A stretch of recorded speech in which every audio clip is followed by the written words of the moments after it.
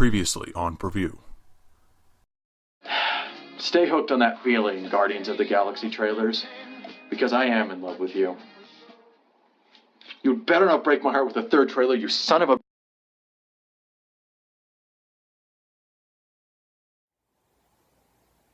What did I just say?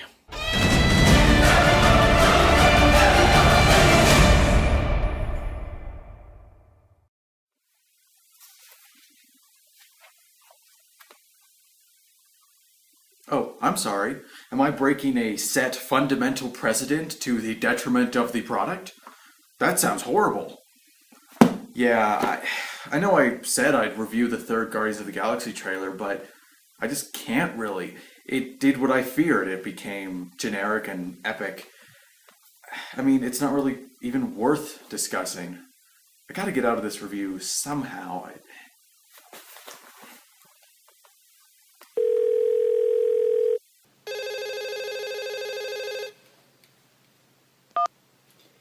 Hello? Hi, Max. I've been thinking, Preview, it's all the same. Someone is my inspiration. soul-searching. 2001 A Space Odyssey music. In conclusion, I'm going to be leaving for 2 months. Bye.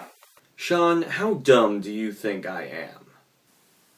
Do you actually want me to answer that? Do the video! Fine. Okay, look, I really don't have that much to say about this trailer. It's standard. Like, super standard. If it wasn't a Guardians of the Galaxy trailer, I wouldn't be doing an episode on it because it's so standard. Now, let's be clear, I don't hate this trailer. Parts of it I actually sort of like. It's more the idea and the context that really upsets me. And that's because it's nothing like the first two Guardians trailers. It isn't fun, it isn't unique, it isn't good. It's mediocre. And even then, it isn't the good mediocre. It's nothing but disappointment. When it started, I was actually really happy. Not only were we getting some brand new footage of Quill's childhood, but its tone was so overbearing, I just knew that it was building up to a great tone switch like the first trailer, right? Right?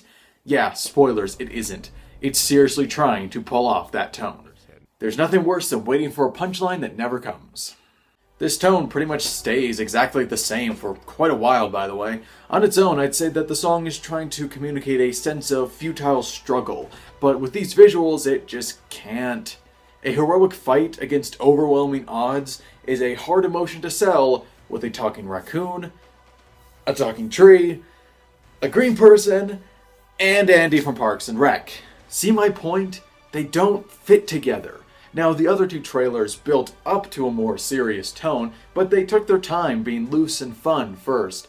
They didn't start there or end there. And even if you don't start here, you cannot go this heavy. This is Guardians of the Galaxy. You cannot reach this level of emotional intensity in the runtime of a trailer. Now, in the movie, hopefully, I'm excited to see in August, but not here. So after a huge unload of blatant exposition, which is all repeated from previous trailers, by the way, only said by different characters, which is really distracting, we get to, I guess, the second act?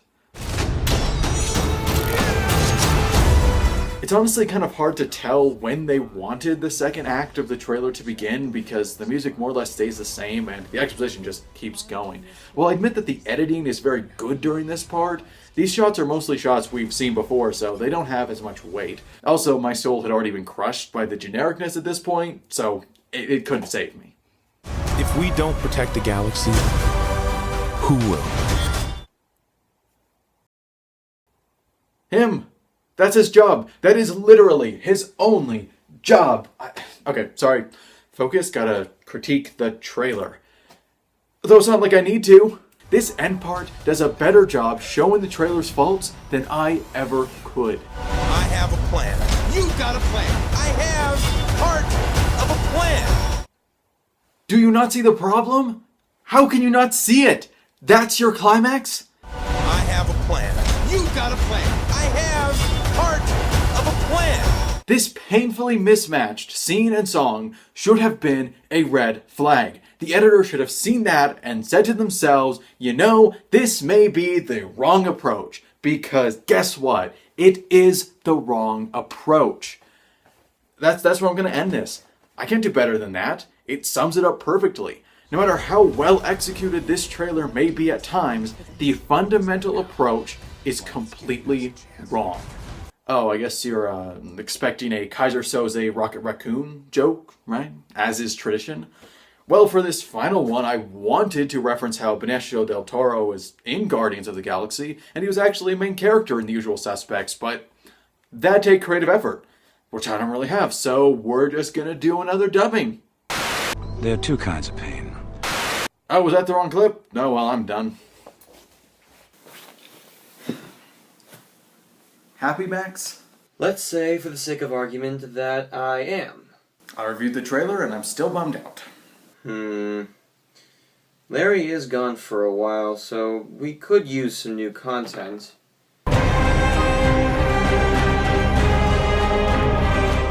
If it would help, I know you've been developing some new sub-shows for preview. I can start one? Yes, it's your dumb show. You can do whatever the hell you want. I mean, it's your script that made me give you permission. Max, I told you not to bring up the script. It's ruining the illusion.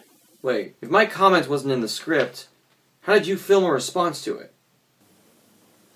Did our meta joke just collapse on itself? Yep. Okay, well, I'm done with this. Thanks for your clips. Oh, thought process, that's right. Introducing Preview Quick Cuts, a new sub-show coming to Rule Thirds. Quick Cuts is a new series of very short videos in which I briefly talk about 3 new trailers.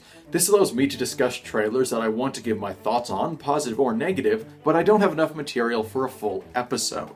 Now, these are not a distraction from the core preview show that will always be the focus. These are just fast, fun ways to hold you over until the next full episode. The first one will be up very shortly. I hope you tune in. And I'm excited to get started.